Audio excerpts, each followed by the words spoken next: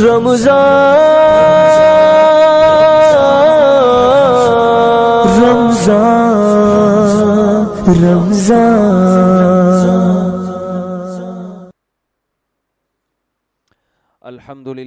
نحمدہ ونصلی علی رسولہ الکریم۔ آج ہم نے چھٹا پارہ پڑھا ہے، تو میں قرآن سامنے رکھ کے درس دیا کروں گا آئندہ، اس میں پھر زیادہ حصہ کور ہو جاتا ہے۔ چھٹا پارہ جو شروع ہو رہا ہے نا، لا یحب اللہ الجہر بالسوء من القول الا من ظلم، اللہ برے کلام کو پسند نہیں کرتا مگر اس کے لیے جو بطور بدلے کے کہے، یعنی کسی کے ساتھ بری بات کی گئی اور وہ جواب میں بری بات کرتا ہے تو اس کی اجازت ہے۔ جیسے آج کل لوگ دیکھتے ہیں نا، یوٹیوب پہ کلپ بازیاں ہو رہی ہیں ایک دوسرے کے خلاف، ٹھیک ہے نا، اس نے اس کو برا کہا، اس نے اس کو برا کہا، تو لوگ یہ نہیں دیکھتے کہ پہل کس نے کی ہے۔ جو پہل کرتا ہے وہ اصل میں برا ہوتا ہے، جواب دینے والا تو بیچارہ اپنے دفاع میں کہہ رہے، لوگ دفاع کرنے والے کو بھی برا کہہ دیتے ہیں۔ یہ جو المحنت علی المفند کتابچہ ہے نا، اس پہ جو الزامات لگتے ہیں کہ علماء دیوبند نے فلاں فلاں کے خلاف فتویٰ دیا، وہ بھی جواب میں تھا۔ پہلے کسی نے جا کے علماء حرمین کو سے فتویٰ دلوایا علماء دیوبند کے خلاف، پھر انہوں نے جا کے علماء حرمین کو اپنے عقیدے بتائے تو انہوں نے پھر ان کی تائید میں فتویٰ دیا، تو اس کو بھی لوگ پیش کرتے ہیں کہ فلاں نے فلاں کو فتویٰ دیا، فلاں نے فلاں کو فتویٰ دیا، بس وہ ایک کچومڑ بنا کے عوام میں فتنہ پھیلا رہے ہوتے ہیں۔ وہ ایک جواب میں تھا، دفاعی پوزیشن میں آ کے وہ فتویٰ دیا گیا تھا۔ اللہ تعالیٰ نے اس پارے میں اہل کتاب کا بھی بہت تذکرہ کیا کہ اہل کتاب کہتے ہیں کہ ہم آپ پر اے محمد صلی اللہ علیہ وسلم آپ پر اس وقت ایمان لائیں گے جب ہمیں آسمان سے کتاب اترتی ہوئی نظر آئے۔ یہ مطالبہ کیا کرتے تھے یہود و نصارہ کہ ہمیں آسمان سے کتاب چاہیے اترتی ہوئی۔ ابھی تو کچھ ٹھش پش کریں نا تاکہ تھوڑا سا تو سیٹ ہو، فہد بھائی تھوڑا سا ٹھش پش کریں اس کو۔ آسمان سے کتاب اترتی ہوئی ہمیں نظر آنی چاہیے، پھر ہم یقین کریں گے کہ یہ کس کا کلام ہے؟ اللہ کا کلام ہے۔ تو نبی صلی اللہ علیہ وسلم ان مطالبوں سے غمزدہ ہوتے تھے، بیہودہ مطالبے ہیں، تو اللہ نے فرمایا کہ آپ غمزدہ نہ ہوں، انہوں نے اپنے پیغمبروں کو اس سے بھی زیادہ ستایا ہے، جن پر یہ ایمان رکھتے ہیں، جن کی کتابوں کو کتاب مانتے ہیں۔ پھر اللہ نے فرمایا فَقَدْ سَأَلُوا مُوسَىٰ أَكْبَرَ مِنْ ذَلِكَ، موسیٰ کلیم اللہ جن کو یہ پیغمبر مانتے ہیں، ان پر تو آسمان سے تورات اترتی ہوئی انہوں نے دیکھی تھی، ان پر تو ان کے 70 گواہوں نے کوہ طور پہ تورات اترتی ہوئی دیکھی تھی، تو اس پر انہوں نے بجائے ماننے کے اگلا مطالبہ یہ کیا کہ جو اللہ یہ کتاب اتار رہا ہے ہم اس اللہ کو اپنی آنکھوں سے دیکھنا چاہتے ہیں۔ سمجھ میں آ رہی ہے بات کہ نہیں آ رہی؟ اس سے ہمیں کیا پتہ چلتا ہے کہ جس نے نہیں ماننا وہ کبھی بھی نہیں مانے گا۔ اس سے ایک اصول پتہ چلتا ہے کہ مدعی کے ذمے اپنے دعوے پر دلیل پیش کرنا ہوتی ہے، وہ دلیل پیش کرنا اس کے ذمے ضروری نہیں ہے جس کا مطالبہ آپ کر رہے ہیں۔ بہت مشکل ہے۔ آج کل مناظروں میں، بحث مباحثوں میں سب سے بڑا فالٹ پتہ ہے کیا ہے؟ اہل باطل کی سب سے بڑی علامت یہ ہے کہ وہ آپ سے اپنی مرضی کی دلیل مانگے گا، نفس دلیل پر گزارا نہیں کرے گا۔ اس کی چند مثالیں دے دوں خاندانی قسم کی ہے بھائی۔ عورتوں اور مردوں کی نماز کا جو فرق ہے نا، اس میں یہ کہتے ہیں حدیث دکھاؤ، ہم یہ کہتے ہیں اجماع امت سے ثابت ہے، دلیل ہو گئی نا۔ حنفیہ کا بھی یہ مذہب، شوافی بھی یہی کہتے ہیں، مالکیہ بھی یہی کہتے ہیں، حنابلہ بھی یہی کہتے ہیں۔ امام احمد بن حنبل امام بخاری کے استاذ ہیں، جو حدیث کے بہت بڑے امام، وہ بھی کہتے ہیں عورت کیا کرے گی؟ سمٹ کے نماز۔ حتیٰ کہ اہل حدیث جو 150-200 سال پرانے، وہ بھی یہی کہتے تھے کہ عورت کیا کرے گی؟ سمٹ کے نماز۔ پوری امت میں صدیوں اجماع چلا آ رہا ہے، تو یہ دلیل ہے نا۔ اب آپ کہیں بخاری میں دکھاؤ، مسلم میں دکھاؤ، یہ ایسے ہی بیہودہ مطالبہ ہے جیسے مشرکین نبی سے کہہ رہے ہیں کہ ہماری مرضی کی دلیل دکھاؤ, اور ہماری مرضی کی یہ کہ قرآن آسمان سے اترتا ہوا نظر آئے ہمیں. سمجھ میں نہیں آ رہی بات. قرآن کہہ رہا ہے تمہاری مرضی کی دلیل نہیں لوں گا, میں وہ دلیل دوں گا جو دلیل ہوگی, بس جس سے دعویٰ ثابت ہو جائے گا. وہ دلیل کیا ہے؟ قل ان اجتمعت الانس والجن على ان یاتوا بمثل هذا القرآن لا یاتونک بمثلہ ولو کان بعضهم لبعض ظہیرا, کہ ما تخطہ بیمینک, جس محمد صلی اللہ علیہ وسلم کے دائیں ہاتھ نے کبھی الف کی لکیر بھی نہ کھینچی ہو, نہ لکھنا جانتے نہ پڑھنا جانتے, وہ ایسا کلام پیش کر رہے ہیں کہ ساری دنیا کے جنات اور انسان مل کے اس جیسی ایک آیت بھی نہیں لا سکتے. تو ایسا بلاغت والا کلام ایک امی کیسے پیش کر رہا ہے, اور ایسا کلام جسے پڑھ کر آنسو بہے چلے جا رہے ہیں لوگوں کے. اور پھر محمد صلی اللہ علیہ وسلم کی نبوت پہ جو اور بہت سارے دلائل اللہ نے قائم کر دیے, ان دلائل کو دیکھ کر اگر کوئی ایمان نہیں لاتا تو تمہاری مرضی کے مطالبات اللہ پورے نہیں کرے گا. دلیل کافی ہے. یہ میں اکثر ایک مثال دیتا ہوں. میں نے یہ دعویٰ کیا کہ اس بندے نے میرے 1,00,000 روپے کھائے ہیں, میں عدالت میں لے گیا ان کو, یہ کہہ رہے ہیں میں نے, بولو, نہیں کھائے. اب جب ہم عدالت میں گئے ہیں تو عدالت کہتی ہے دلیل پیش کرو. میں نے 2 گواہ پیش کر دیے, بھئی یہ 2 گواہ اس بات پر گواہ ہیں کہ انہوں نے مجھ سے پیسے لیے ہیں. عدالت کس کے حق میں, اگر وہ گواہ سچے ہوں گے تو عدالت کس کے حق میں فیصلہ کرے گی؟ میرے حق میں. لیکن مدعا علیہ کہتا ہے کہ میں ان گواہوں کو نہیں مانتا, جب تک وسیم اور ستار گواہی نہیں دیں گے میں نہیں مانوں گا. بھائی میں, آپ نے جو مفتی صاحب گواہ پیش کیے وہ کلیم اور وسیم ہے, میں ستار اور غفار کے دلائل کو مانوں گا, وسیم اور کلیم کو میں نہیں مانتا. تو یہ اس کا مطلب آپ اپنی مرضی کی دلیل مانگ رہے ہیں. مدعی کے ذمے نفس دلیل ہوتا ہے, آپ کی مرضی کی دلیل کسی آپ کے ذمے نہیں ہے. سمجھتے ہو کہ نہیں سمجھتے؟ بھائی ایک آدمی نے چپل چوری کرتے ہوئے پکڑا گیا, ہم نے سی سی ٹی وی کیمرہ دکھا دیا, یہ تو چوری کر رہا ہے. وہ کہہ رہا نہیں یہ والا کیمرے سے نہیں, وہ جو پڑوسیوں کے کیمرہ لگا ہوا ہے نا, جب تک اس کی ریکارڈنگ نہیں دکھاؤ گے میں نہیں مانوں گا. تو یہ وہی بےہودہ مطالبہ ہے. تو اہل کتاب یہ مطالبہ کر رہے تھے کہ آسمان سے کتاب اترتی ہوئی نظر آئے تو ہم مانیں گے. تو اللہ نے فرمایا اے نبی صلی اللہ علیہ وسلم, انہوں نے موسیٰ سے اس سے بھی زیادہ بڑا مطالبہ کیا ہے. فقد سألوا موسیٰ اکبر من ذلک فقالوا ارنا اللہ جہرتاً, ہم جب تک اللہ کو اپنے سامنے نہیں دیکھ لیں گے اس وقت تک یقین نہیں کریں گے. تو اللہ فرماتے ہیں کہ اس لیے ان کے بےہودہ مطالبات سے آپ پریشان مت ہوں. رہا یہ مسئلہ کہ یہودی پھر یہ کہتے تھے اچھا موسیٰ پر تو پوری کتاب اچانک اتر گئی, حضرت موسیٰ پر چلو ہم اللہ کو دیکھنے کا مطالبہ نہیں کرتے, لیکن جیسے موسیٰ کو ایک دفعہ میں پوری کتاب ملی ہے تورات, تو نبی کو بھی قرآن ایک دفعہ میں پورا کیوں نہیں ملا؟ سمجھ میں آ رہی ہے بات کہ نہیں آ رہی ہے؟ اس کا قرآن نے جواب دیا انا اوحینا الیک, اے نبی یہ جن پیغمبروں کو سچا مانتے ہیں ان میں سے کسی کو بھی یکمشت پوری کتاب ایک دفعہ بولو نہیں ملی, صرف موسیٰ کو ملی ہے. کوہ طور پہ جا کے پوری تورات اللہ نے پکڑا دی, باقی کسی کو بھی نہیں ملی. تو جیسے ان کو ایمان لاؤ ان پر بھی ایمان لے کر آؤ.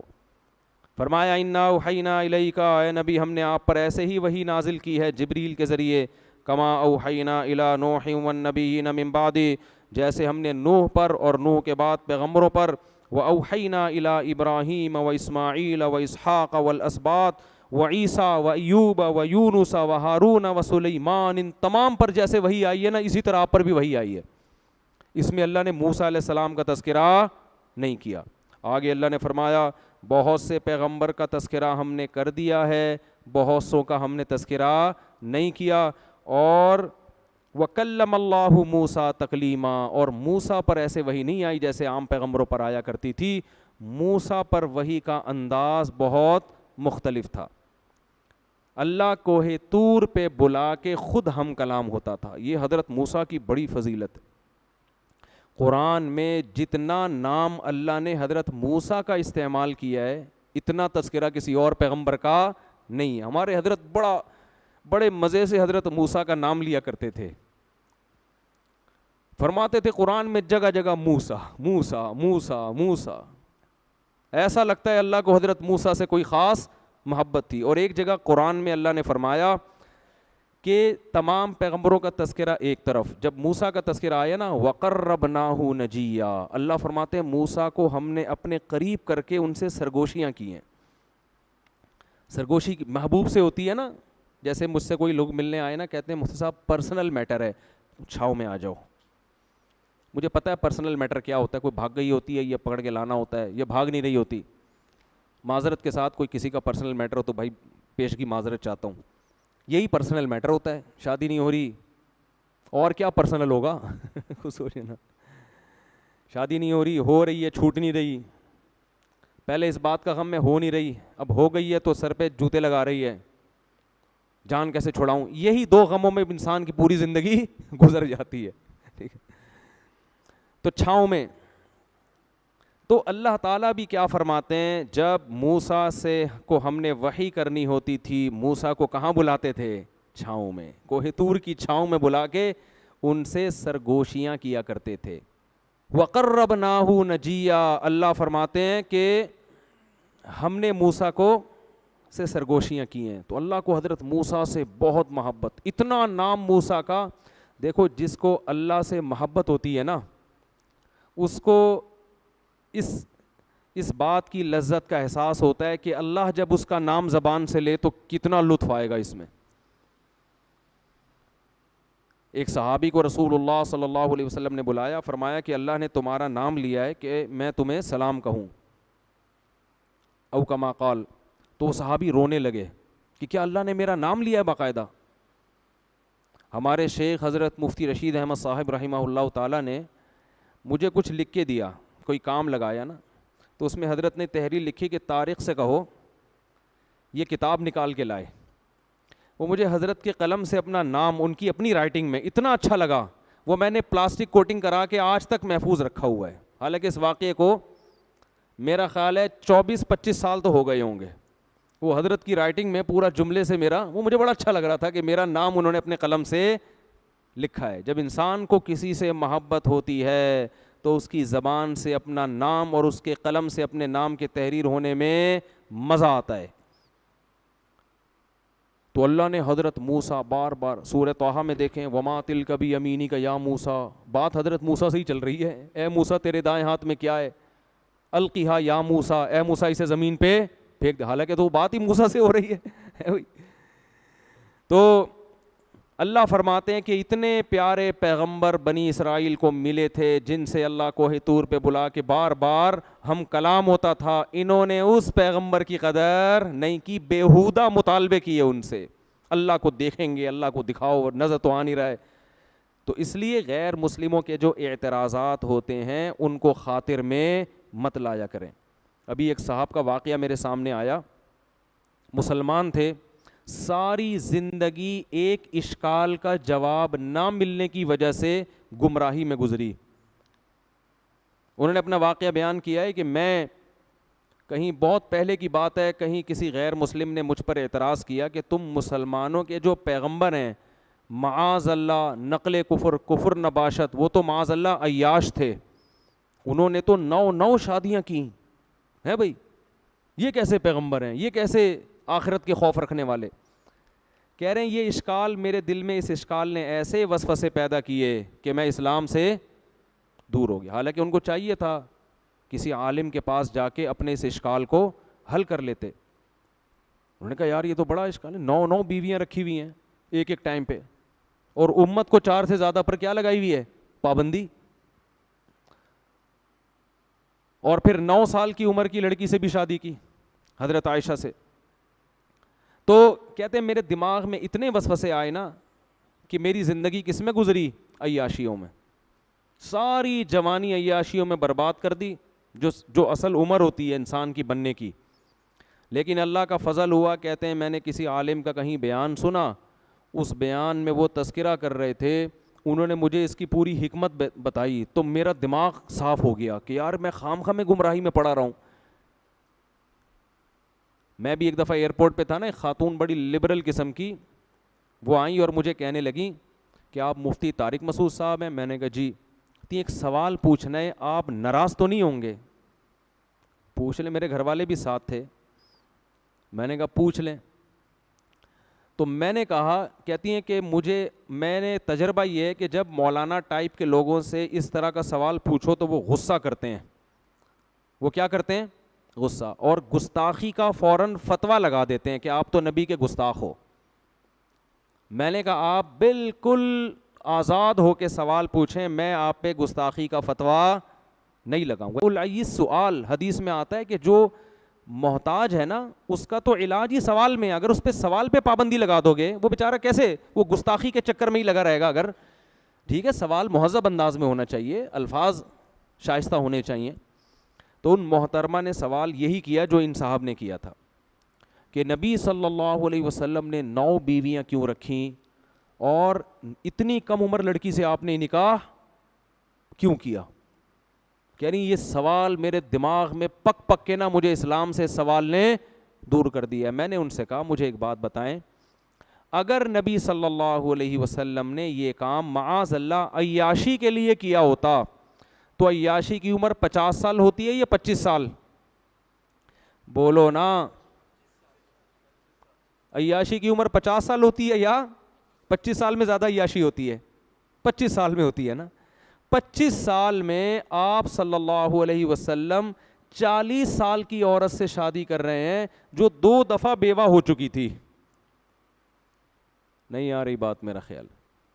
ایک تو 25 سال میں کوئی عیاش آدمی 40 سالہ عورت کنواری سے بھی شادی نہیں کرے گا. کر کے تو دیکھو, ابھی پورا خاندان کاٹ کے پھینک دے گا آپ کو. اول تو خود ہی نہیں کرو گے.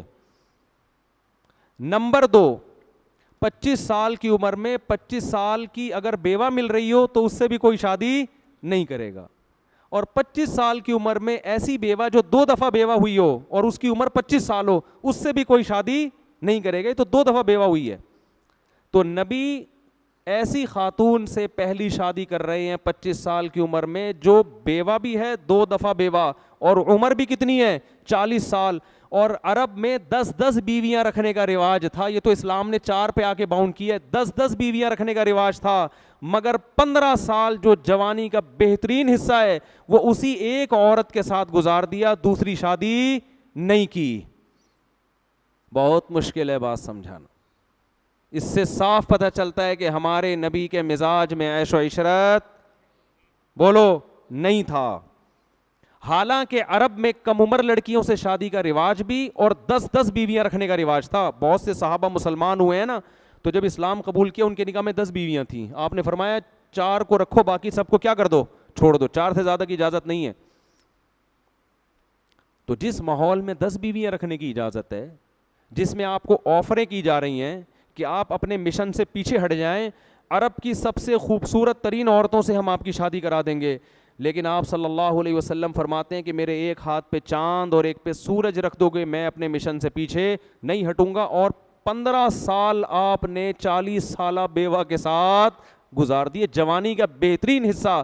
جبکہ کلچر اور ماحول اور معاشرہ آپ کو زیادہ شادیوں کی پرمیشن کیا ترغیب دے رہا ہے. اس زمانے میں کلچر تھا, ایک کو معیوب سمجھا جاتا تھا. پھر جب آپ کی عمر 50 سال ہوتی ہے اور ہجرت کا وقت آتا ہے, اس وقت آپ دھڑا دھڑ نکاح کرتے ہیں. یہ صاف بتانے کے لیے کہ آپ نے جو اتنی بیویاں رکھیں یہ اپنے مزاج یا معاذ اللہ عیش کی وجہ سے نہیں, بلکہ اسلام کے حکم کی وجہ سے. کیونکہ اسلام کے احکام نبوت کے بعد اور ہجرت کے بعد آنا شروع ہوئے ہیں. ہجرت سے پہلے اسلام کے تفصیلی احکام نہیں آئے تھے. بات آ رہی ہے سمجھ میں؟ اور پھر ان 9 بیویوں میں بھی صرف 1 کنواری ہیں, باقی 8 کیا ہیں, طلاق یافتہ اور بیوہ. جبکہ عرب کا کلچر اجازت دے رہا ہے 10 بیویاں رکھنے کی بھی, تو آپ نے 9 رکھی, وہ بھی 50 سال کے بعد. اور امی عائشہ رضی اللہ تعالی عنہا فرماتی ہیں مجھے کسی سوکن پہ حسد نہیں, رشک نہیں آتا تھا. مجھے اپنی کسی سوکن پہ, کیونکہ مجھے پتا تھا نبی کو سب سے زیادہ محبت کس سے ہے, مجھ سے. فرمایا مجھے اگر آتا تھا نا تو خدیجہ پہ آتا تھا, 40 سالہ بیوہ پہ ہیں بھائی, جن کا انتقال ہو چکا تھا. نبی موت کے بعد بھی ان کو یاد رکھتے تھے. ایک دن امی عائشہ نے فرمایا یا رسول اللہ, بڈھی عورت سرخ جبڑوں والی آپ اسے کیوں سوچتے ہو, اسے کیوں یاد رکھا ہے آپ نے؟ آپ صلی اللہ علیہ وسلم کو غصہ آ گیا. تو جو عیش پرست ہوتا ہے وہ اپنی بوڑھی بیوی کو یاد رکھتا ہے؟ بولو ہے بھائی, وہ کبھی یاد نہیں رکھتا. امی عائشہ فرماتی مجھے اگر غیرت آتی تھی نا, غیرت جیسے عورت میں ہوتا ہے نا کہ بھائی, تو وہ کس پہ آتی تھی؟ وہ نبی کی حضرت صفیہ رضی اللہ تعالی عنہ حسن و جمال میں مشہور تھیں. حضرت عائشہ کا حسن و جمال نہیں تھا, حضرت عائشہ کو نبی سے جو یعنی اتنا نہیں تھا, نبی کو جو امی عائشہ سے محبت تھی وہ آپ کی علم اور فقہی بصیرت اور ذہانت کی وجہ سے تھی. ذہین بے انتہا تھیں, اس لیے محبت تھی. ورنہ آپ صلی اللہ علیہ وسلم کی دوسری زوجہ حضرت عائشہ سے زیادہ خوبصورت تھیں, لیکن اس خوبصورت بیوی پہ حضرت عائشہ کو رشک یا غیرت نہیں آتی تھی. ان کو پتا تھا نبی کی طبیعت ان کی طرف زیادہ مائل نہیں ہے, اگرچہ وہ خوبصورت ہیں. نبی مجھ سے زیادہ محبت کرتے ہیں کیونکہ اللہ نے مجھے ذہانت دی ہے, علم دیا ہے, اور میں ابو بکر کی بیٹی ہوں. لیکن امی عائشہ فرماتی ہیں مجھے اگر غیرت کسی زوجہ پہ آتی تھی, یعنی غیرت کا مطلب جیسے سوکن میں ہوتا ہے نا کہ کاش وہ زوجہ آپ کی زندگی میں نہ آتی, وہ کس پہ؟ خدیجہ پہ. ایک ہندو نے لکھا ہے, میں نے خود پڑھا ہے ہندو کی کتاب میں, ہندو نے لکھا ہے کہ اس قدر اپنی پہلی بیوی سے محبت کرنا جس کی عمر بھی زیادہ ہو, یہ عیش پرست آدمی کا کام نہیں ہو سکتا. اور امی عائشہ نے جب فرمایا نا کہ آپ ان سے اتنی محبت کیوں کرتے ہیں, فرمایا اے عائشہ اس نے مجھے اس وقت سہارا دیا جب میری قوم نے مجھے دھتکار دیا تھا. تو آپ ان کی کوالٹیز دیکھ رہے ہیں, صفات دیکھ رہے ہیں. عیش پرست آدمی صرف شکل دیکھتا ہے, اوصاف نہیں دیکھتا. تو ہندو نے لکھا ہے کہ نبی نے جو بڑی عمر میں جا کے اتنی شادیاں کی ہیں, ہندو اس کا اعتراف کرتا ہے کہ اس سے صاف پتہ چلتا ہے اس عمل کا مقصد اپنی قوم کے مردوں کو کثرت نکاح کی ترغیب دینا تاکہ وہ بھی معاشرے کی بے سہارا عورتوں کو سہارا دیں. آئی بات سمجھ میں کہ نہیں آئی؟ تو خیر, اور رہا یہ مسئلہ کہ امت کو تو 4 اور خود زیادہ, تو دیکھو اگر آپ صلی اللہ علیہ وسلم معاذ اللہ نقل کفر نباشت آپ کی طبیعت میں عیش ہوتا, تو عیش پرست آدمی خود بھی عیاشی کرتا ہے, دوسروں کو بھی عیاشی کی اجازت بولو دیتا ہے. وہ دوسروں کے لیے سخت قانون تھوڑی بنائے گا, وہ کہے گا بھائی جب میں 9 رکھ رہا ہوں تم 10 رکھو,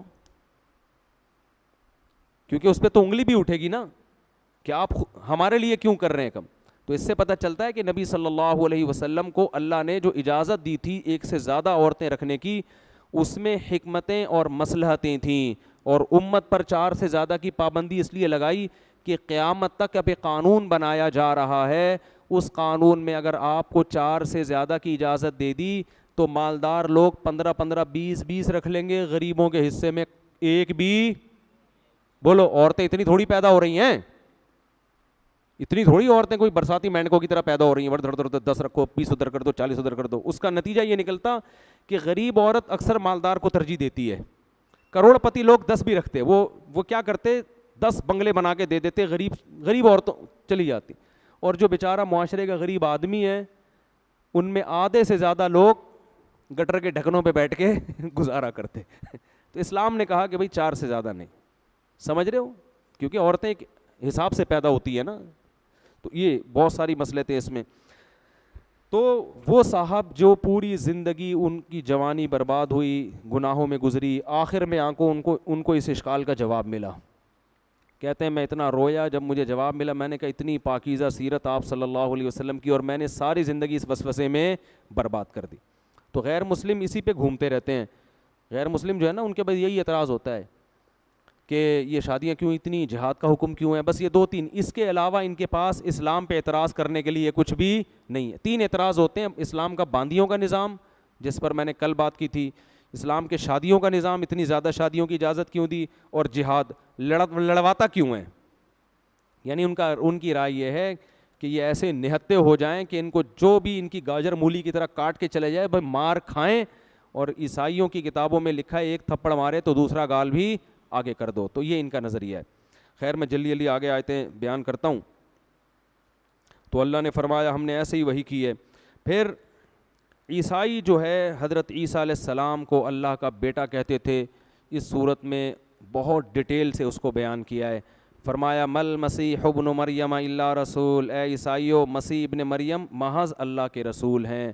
امہ صدیقہ، ان کی ماں پاکیزہ خاتون تھیں، نیک عورت تھیں. کانا یاکلان الطعام، ماں بیٹے مل کے کھانا کھایا کرتے تھے. جو کھانا کھاتا ہے نہ وہ خدا ہوتا ہے نہ خدا کا بیٹا ہوتا ہے.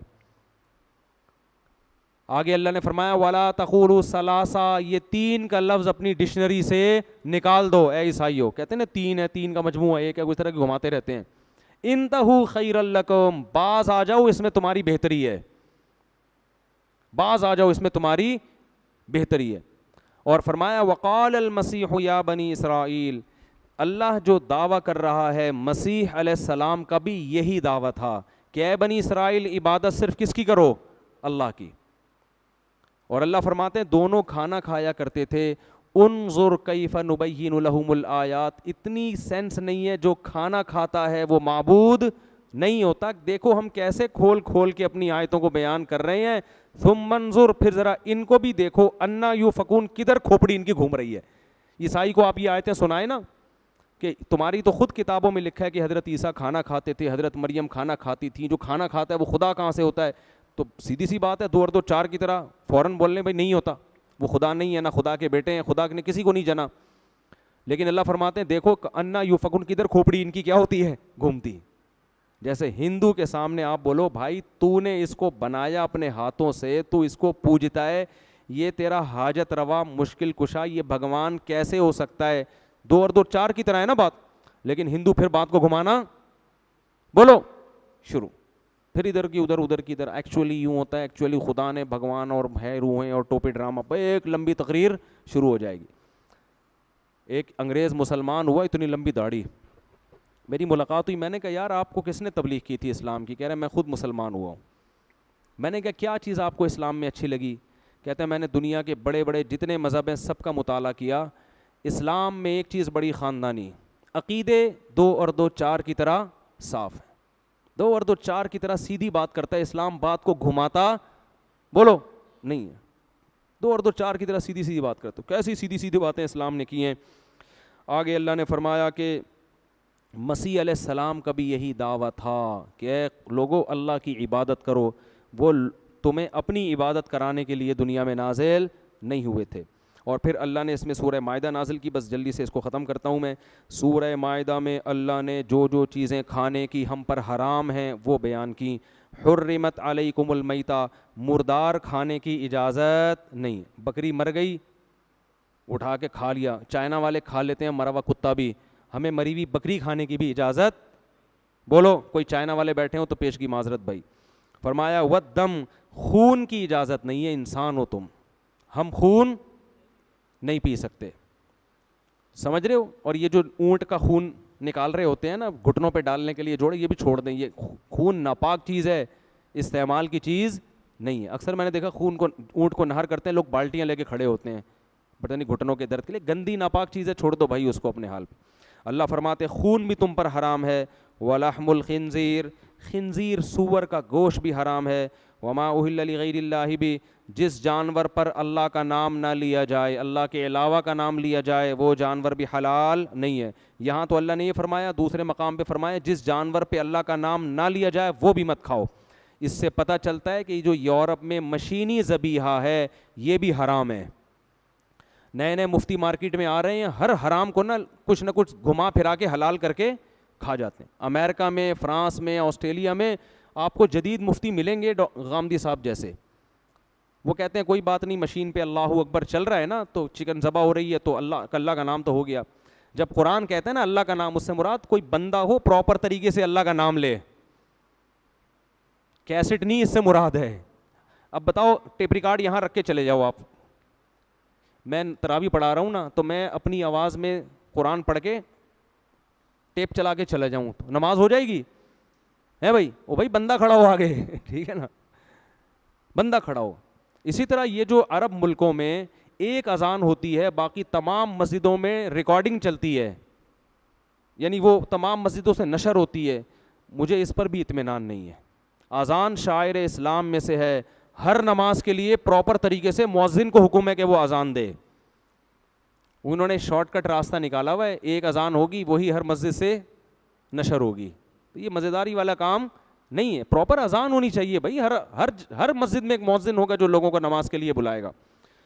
تو مشینی ذبیحہ حلال نہیں. اللہ نے فرمایا کہ وہ جانور جس پر پراپر طریقے سے اللہ کا نام لیا جائے. یہ جو مرغی والے گٹکے منہ میں رکھ کے بیٹھے ہوئے ہوتے ہیں, ان کو بولا کرو گٹکا تھوک کے ذرا اس پہ اللہ کا نام لو مرغی ذبح کرتے ہوئے.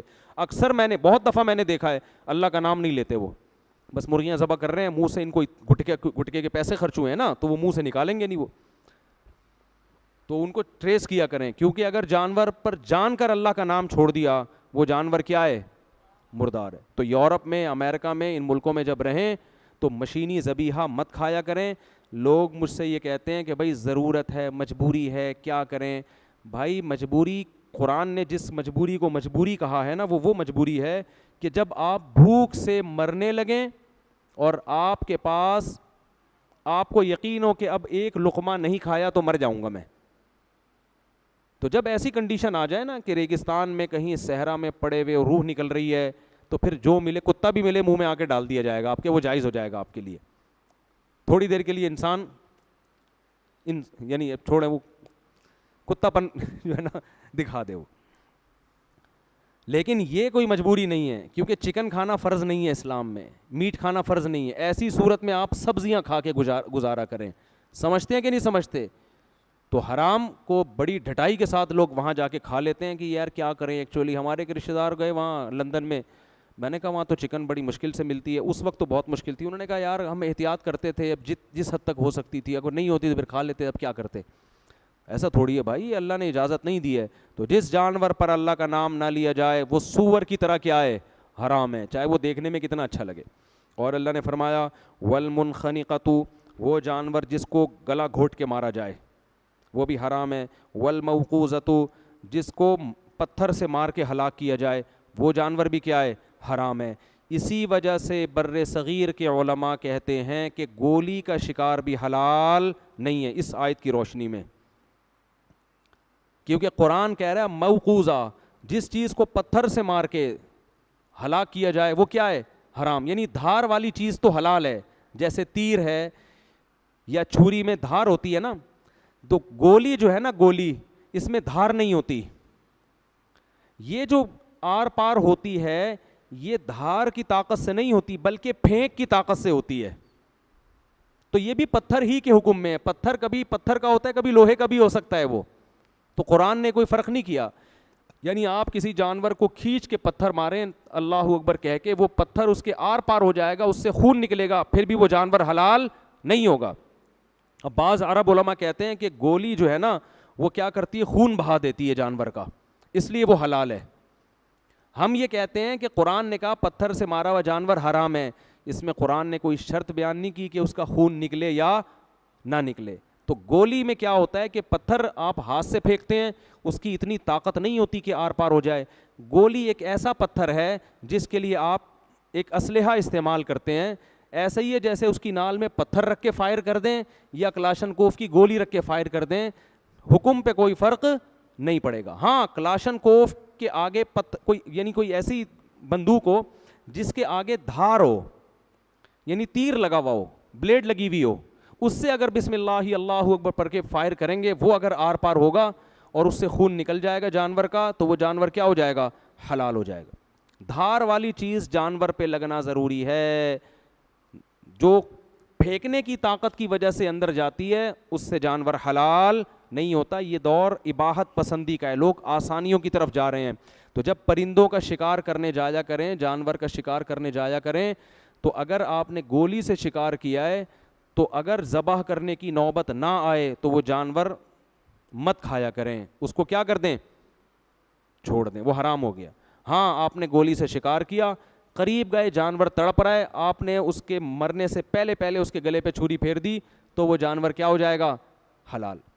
ہاں یہ ضرور ہے کہ اگر آپ نے گولی کے بجائے تیر سے شکار کیا, ارطغرل کے ڈرامے دیکھ دیکھ کے آپ کو تیر اندازی کا شوق پیدا ہو گیا, تیر سے اب مزہ بھی تیر کا ہے, ایسا شوں کر کے جاتا ہے, یا آپ کے پاس کوئی ایسی بندوق ہے جس کے آگے تیر لگا ہوا ہے, یا ایسی گولی لگی ہوئی ہے جس کے آگے بلیڈ ہے, جس کے آگے کیا ہے؟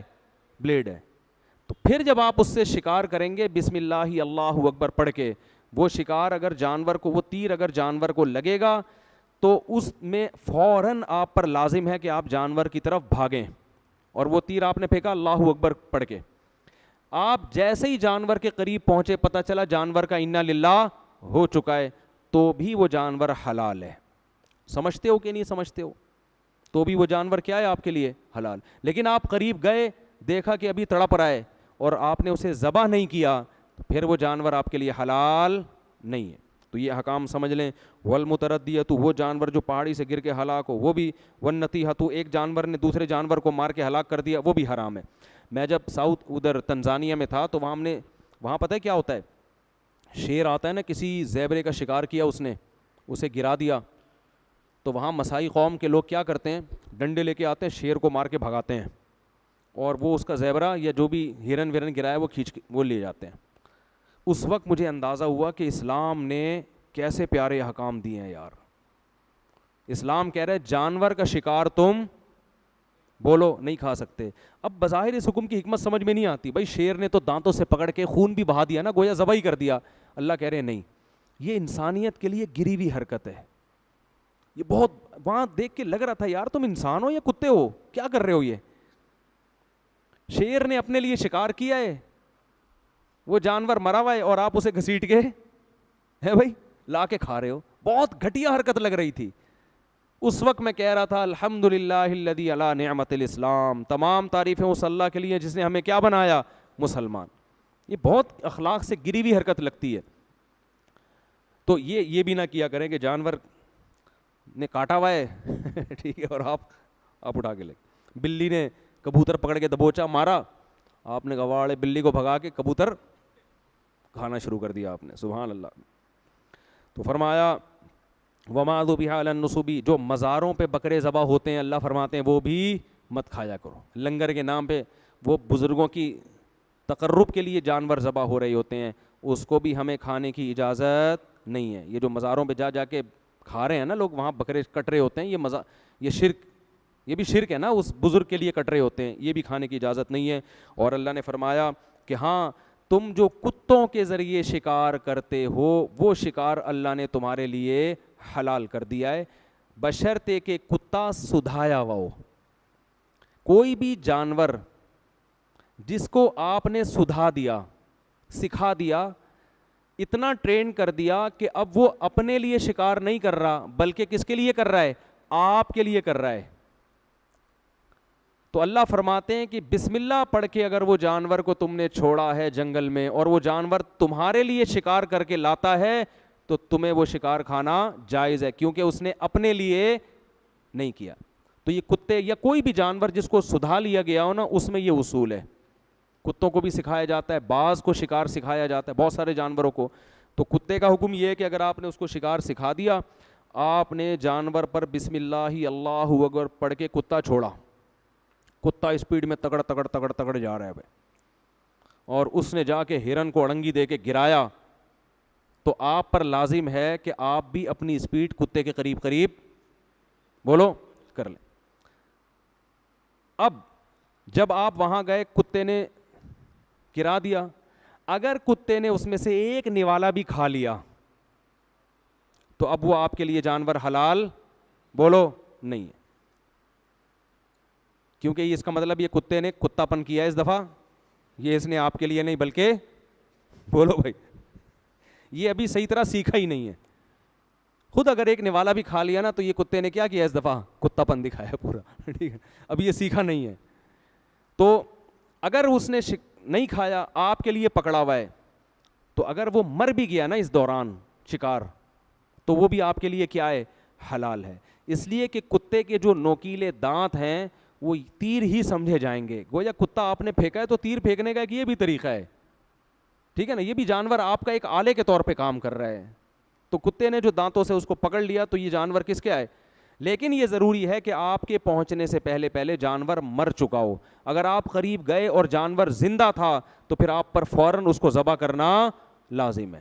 ذبح نہیں کیا تو پھر یہ حلال نہیں ہوگا. سمجھتے ہو کہ نہیں سمجھتے؟ بعض کا بھی یہی، بعض کے بارے میں علماء کہتے ہیں کہ اگر بعض نے تھوڑا سا اس میں سے خود بھی کھا لیا تو بھی وہ حلال ہے. کیونکہ باز کو اتنا ٹرین کرنا ممکن ہی نہیں ہے کہ وہ ایک نوالا بھی نہ کھائے, کیونکہ کتے کو تو چترول لگتے ہیں تو سمجھ جاتا ہے, باز کو 2-3 چترول لگ گئے تو مر جائے گا بیچارہ, ٹھیک ہے نا. تو وہاں ضرورت کی وجہ سے اتنی گنجائش ہے اس کی. یہ کچھ احکام تھے. بس میں جلدی سے بنی اسرائیل کا ایک واقعہ سنا دوں, بہت اہم آیتیں ہیں اصل میں. بنی اسرائیل نے کیا کیا تھا, اللہ نے ان کو حکم دیا. موسیٰ علیہ السلام جب فرعون غرق ہو گیا نا, بنی اسرائیل کو اللہ نے حکومت, وہاں بنی اسرائیل چلے گئے, پھر اللہ نے حکم دیا بنی اسرائیل کو جاؤ بھائی اب خود بھی کچھ جہاد کرو. تو یہ کہنے لگے کہ وہاں تو بڑے طاقتور لوگ ہیں, اے موسیٰ ہم نہیں جا سکتے, ہم لڑ نہیں سکتے. غلام بن کے نا سوچ کے غلام بن چکے تھے وہ. تو بنی اسرائیل کو اللہ نے کہا جاؤ بھائی لڑو, کہہ رہے نہیں ہم نہیں لڑ سکتے.